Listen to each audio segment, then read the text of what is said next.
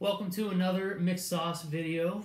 Today we're going to talk the start of Preacher Season 2. If you guys have been following McSoss for any period of time, you know Ian and I are big fans of Garth Ennis and Steve Dillon's comic book.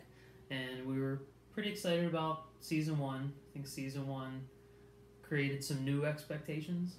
Yeah, it had sort of like a roller coaster effect where it started off, I know I was pretty disappointed with the just departure from the things that we know and love from the original 90s graphic novel. But then it kind of, in the last 3 episodes, I feel like it kind of settled in and found a lot of common ground, a lot of common themes. They started to get back in line to what we really recognize from the comic book. And it seemed like with the road trip that they were going on in the season finale, with the destruction of Anvil, all of the things from the comic book started to line up, that this first season was just an extended prologue to the actual story. The Preacher prequel.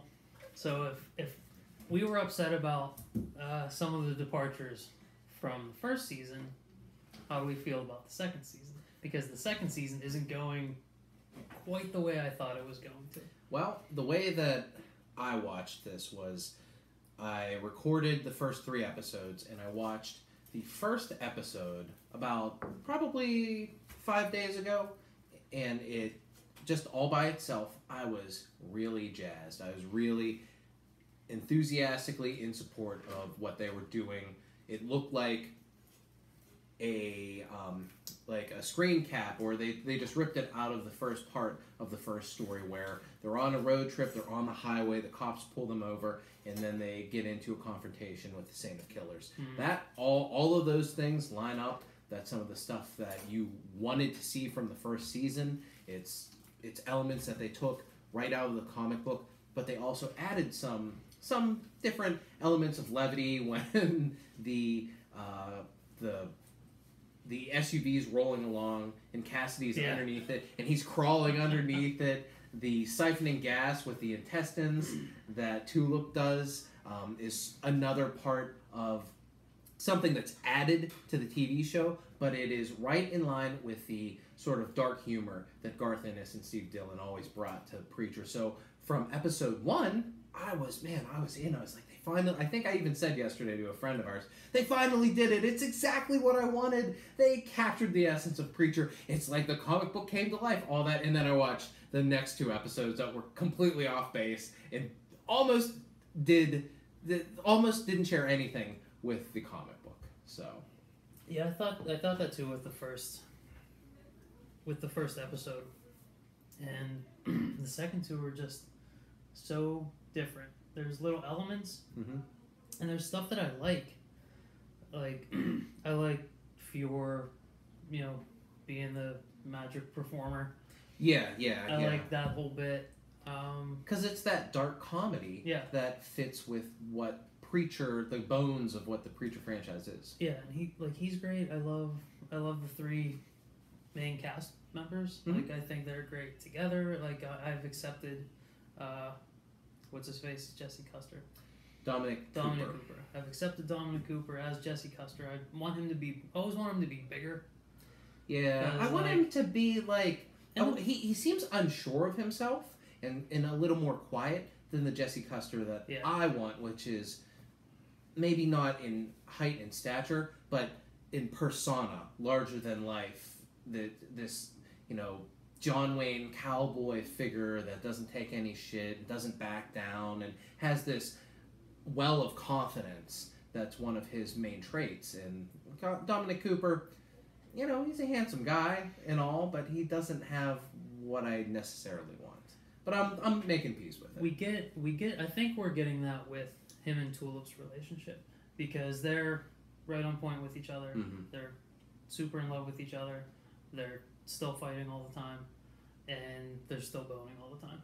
The scene where they're in bed and she's like, "What next?" And he's like, "Well, bathtub, closet." Yeah, I thought that was very Jesse and Tulip. I agree with you. The scene where he's in the bar and he slides the bottle down and smashes it on the guy's face. Very Jesse doesn't give a shit. Yeah. Jesse's gonna do what Jesse wants, but everything surrounding that scene, like, I don't. He's so beaten down looking for God in New Orleans. He spends an entire night searching bars, asking for God, and he doesn't find him by the end. He's just like super bummed out, and he's really Passed quiet. out at a bar, Yeah. which I was like, I've been drunk at a lot of bars. I've never passed out and been woken up so that I could go home. So where are these bars that you can pass out in? Does New Orleans run 24-hour bars? It must. I don't know. That's a question for my sister and brother-in-law, so I'll have to consult with them on that. What we posited whenever we saw the trailers was that there's the scene where they meet God, which is the weird sex thing with the guy dressed up as a dog. Mm-hmm. And we were like, oh, that's going to be a crazy sex party that they go to and bust, like the kiddie porn ring. And that turned out to be really nothing. Yeah, it was just sort of like a joke. And I'm like, it was a long way to go for that joke. It has to come back, right? Like, they can't just leave that. That has to be part of something else. Well, the camera lingered on the dog's face for a long time, so I think you're right. I think that eventually that is going to swing back. But from the trailer, I did think that it was a piece of a larger story. So when I saw that it was just a joke, I was really let down. I do like that they've gone to New Orleans. It's a different route than they took. Very early. It is very early. Story.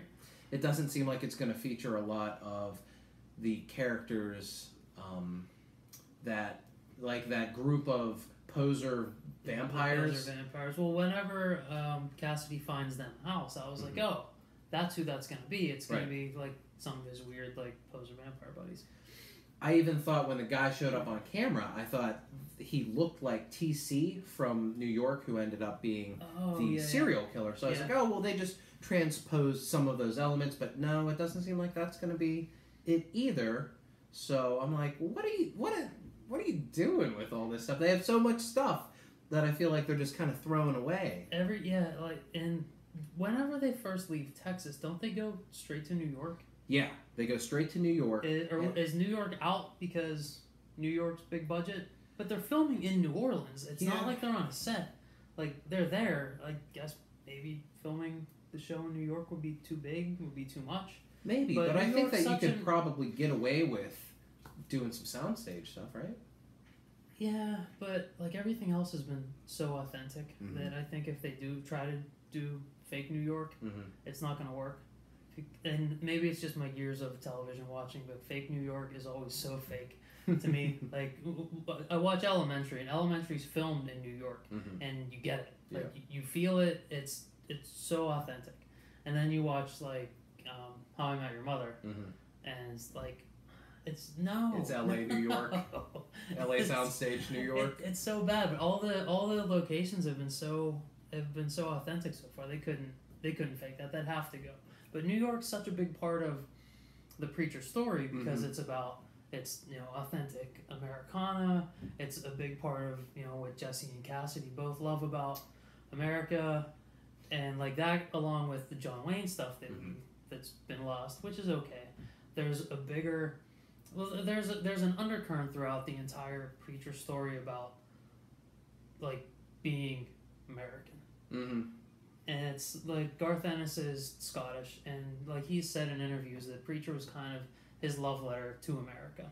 It's these big ideas, these big characters, these big settings, and I guess that's something that doesn't need to be in the show, but it's such a big part of who Jesse and Cassidy are that I would prefer that to be reflected. Cassidy's rebirth. I mean, he literally takes a new name whenever he arrives in New York in the harbor in the early 1900s. It's literally the thing that shapes the person that you see on the show. I have to think that maybe in later seasons they're gonna get there, because the way that the book operates is that they go there and then they return later. So maybe they'll just get some of that New York business done all in one fell swoop. But the way that the show is going, where it's kind of picking and choosing the routes that it wants to go and the stories that it wants to tell, there's no guarantee that they're actually going to tell that same story. And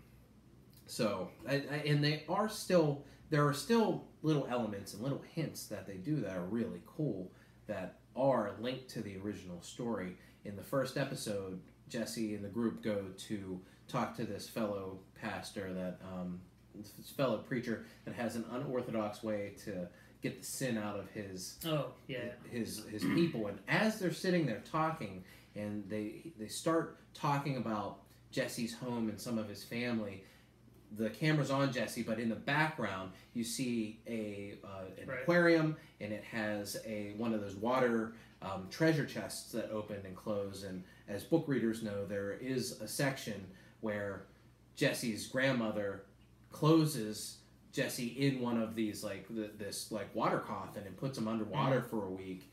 And so it was a nice sort of callback to that. And they did something like that, I think, in episode 3, where there's a poster that references Angelville, which is a place in Louisiana where he is from, or his grandparents, where he grew up. So they're pulling some threads and some elements in there, but it's just not enough for me right now.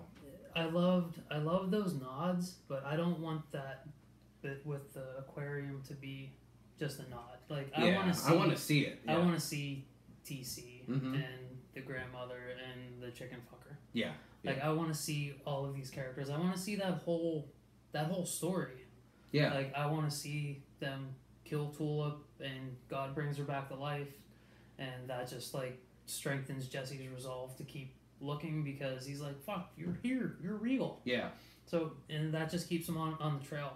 So I don't want them to skip all of that. Yeah. But I also don't want them to short shrift us on it. I want a big season for that. And that's pretty early in the books, and I think we should be getting some of that now, but instead maybe we're going to take care of the New Orleans stuff, which isn't really the same New Orleans stuff, because there's the fake vampires in New Orleans. There's the voodoo guy. Mm-hmm.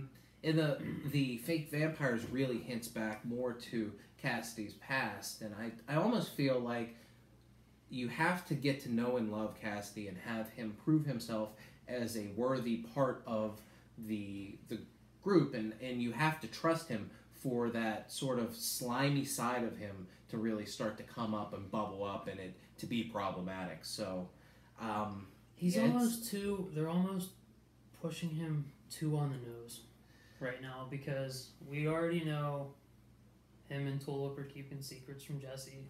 You get his longing looks at Tulip, which you shouldn't have, because by the time you get to the part in the book where Cassidy's just completely manipulating Tulip, and it's just awful to read. You don't really get that he's capable of that. Yeah. But there have been such subtle seeds planted up until that point where it's not a complete break of character.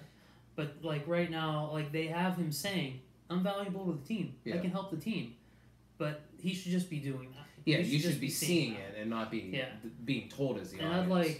I'd like that slimy side to be a little bit more on the down low. I mean, we know the stuff that he's gone through, the conversations that he and Jesse have had, and maybe we're already informed because we read the book and we can see that subtext. Yeah. Readers that don't know, maybe that's not, maybe the creators aren't comfortable having that come through in the writing. But I think you can do it really subtly, which later on makes the Cassidy's turn even more heartbreaking. Right. And I think that they're kind of taking some of those things where they're building this sort of the Cassidy Tulip dynamic. Instead, they're sacrificing the Jesse and Cassidy brother dynamic, the best friends angle, which is... They're trying it, though. They're trying to put that in there because there's a handful of scenes in these first 3 episodes where they're kind of joking with each other and Tulip's rolling her eyes. Yeah. I wish the moment that I thought they really could have used more to the advantage of sort of highlighting that relationship is whenever Jesse is going to go around New Orleans and look for God. In the comics, man, Cassidy would have been yeah, let's stay up all night and do this and get in some bar fights and hang out and talk about it. That's what would have happened. But instead, for the writers to kind of, kind of make the bond between Tulip and Cassidy more strong early on, they sacrificed that. And I thought that was a wrong turn and sort of not fair to the characters. That's not what those characters are about at that point. Yeah, because at that point nothing's happened with Tulip and Cassidy yet. But now in the show, like, we need Cassidy to blatantly say things like, "I'm valuable to the team," and say, "That's my best mate." Mm-hmm. Like, "You're making me lie to my best mate. We're keeping things from my best mate." You don't, like, he shouldn't be telling me that. I should know that from all the time that they've spent together. And there are great scenes with them. In season 1, they spend the one night in the church just getting wasted. Yeah. And, like, there's bits and pieces of dialogue between those two. There's the fight that they have in the bar in season 1 where they first meet. There's a lot of things that point toward how strong their relationship is, but we never get to see it. Yeah. I almost want a full episode of just Cassidy and Jesse rolling through New Orleans or whatever town they want to be in, just tearing it up. Yeah, I think that would really drive the point home that, hey, these guys are best friends, and best friends don't stab each other in the back, do they? We'll see. So, yeah, I'd say, once again, I think we're on the roller coaster ride that is the Preacher TV show. Some highs. The first episode was an extreme high for me, and then some pretty low lows. The third episode does kind of bring it back with the introduction of the Grail. You get to actually see Hair Star, so that was something that was kind of cool. Hair Star, a bit of weird casting, like Jesse. Yeah. In the books, he seems big. Like in the books, like Jesse seems like he's like 6'5". Mm-hmm. He just seems like a big guy, big, like, Southern stock, big guy. And Hair Star seems just as big, like at least like 6'3" and filled out. Mm-hmm.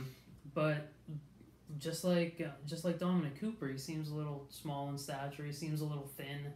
Mm-hmm. So, like, I like seeing him. I like seeing the Grail. I've totally forgot about the guy and the girl. Featherstone, and I forget the other person. Featherstone's the girl, right? Yeah. And I forget what the guy's name is. And I totally forgot about him until they were in the car talking, and I was like, oh, that's the guy that Jesse makes count Sam. Yeah, I'm excited for that. But I like that they set that up where he was sort of like he was a part of Jesse finding the singer, and then the singer getting captured, and I was like, well, that's pretty convenient that she gets captured like that, and Jesse's able to save her and all that. But it was cool that they wrapped it up so it made sense. Yeah, and I hope that they get to the point where Featherstone's really subservient to Star. Yeah. Because, like, it lends to a lot of really good comedic beats with the two of them, because we don't get as much backstory with Star and Featherstone as you do everyone else in the series. But they're big parts of that book. Yeah. Well, Star, you get a whole origin issue, I think. So you really and you're with him for longer than other parts of the Grail. So because Star is the main villain in this series. So that seeing him and seeing him a little, like, seeing him from the back, I was like, oh, it's perfect, great casting. And then they go to the face, and I'm like, this skinny guy. This guy's tiny. So. Yeah, but I mean, we'll see. I really like how they've been doing the same with Killers. He's exactly how I would imagine him to be from the books. Real threatening. He's a little more emotional, though. You think so? Yeah, because he doesn't, like. It's been long enough since I've read the books that I don't remember. I don't remember bits and pieces, but I don't remember him talking or being irritated. He talks. Like, he's a killing machine. Right. Like, he loses Jesse in this last episode, and he's like, I'm so mad. Yeah. He doesn't say that. But, like, he like, growls and... Yeah. Like, I don't think shrieks and stuff. He's, like... I don't think he's frustrated by losing Jesse. He's just so, singular in his mindset that he's going to get him. Like, more... He's going to find him, he's going to kill him. He's just resolute. He's not an emotional guy. You want him played more like how Cassidy thinks he should be played, like the Terminator. Yeah. Or Terminator 2. Yeah, I love all the comedy bits. The comedy bits are great. Joseph Gilgan's Cassidy, he's awesome. He's perfect. I wish he'd have the sunglasses on more often. I love the bit Yeah. where they meet the cops, and he just tells them, he's like, well, I'm a vampire. If I'm in the sun, I'm going to catch on fire. And I get the fuck in the car. Yeah, that stuff's, it's so good. All the stuff with him is just great. The fact that, you know, in order to interrogate the angel, Fior, he just has like a drug lab set up, and he immediately kills him with heroin. It's so great. I love the bit when he's in the back of the police car and the Santa Killers blows off the top of the car and the sunlight comes in and then he screams and has to scurry to the shaded side of the back seat. Yeah, they're doing great stuff with Cassidy. Tulip's really grown on me. Like she's been such a departure from the Tulip that I'm used to reading. I think she's the Tulip from the very end of the book, like all hardened and tough, and there's no journey with her. We already got transported to the version that she is at the end. And all this business about Victor coming after her, like, isn't Victor isn't that from the books? Like, Victor, like, it's not a huge part, but he's like the mobster that she was working with. Yeah, but isn't that wrapped up pretty early in the Super books? early, yeah. I mean, like, in the graphic novel, I think it's like the first couple pages of the second trade. And like, granted, I guess the way they did season 1 as the prequel, we are in the first few pages of the graphic novel, kind of, sorta. Yeah, I think but everything's so mixed up and, you know, displaced, and they're taking bits from here, putting them over here, and moving everything else around. I wish it had more of the source material in it. That's my biggest gripe. There are so many good beats that they're just kind of either using a teeny tiny sliver of or just bypassing altogether, and I think that's a little problematic. It's like it's an AMC show. I think viewers that are tuning into Preacher, they're educated TV viewers. Mm-hmm. I don't think anyone's gonna turn it off and not go back if there's not enough action or movement. I think an entire episode of like those three sitting around a diner, like trading stories, like learning the relationships between all three of them. I think that would work really well, so long as it's written well. All the dialogue's written well, because the actors can certainly deliver it. I think all three of them have great chemistry with each other. Like, I want more of the downtime for those characters, because we really get to know like who they are. Yeah. But so far, it's like we're go go go. Yeah. And like I want that one episode that's just Cassidy and Jesse, night on the town, getting into trouble. Well, it seems like the showrunners are a bit more confident with what they can do with this season. I mean, just the fact that episode 1 came out guns blazing, and with all the crazy stuff everywhere. I wish more of the episodes were like that.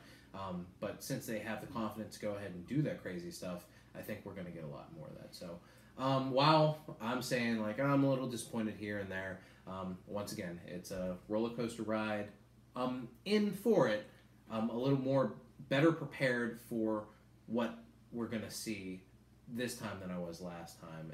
And I'm excited. You know, there's a new episode that comes on tonight. I'm excited for it. So yeah, we'll see. I'm in on all the Eugene stuff.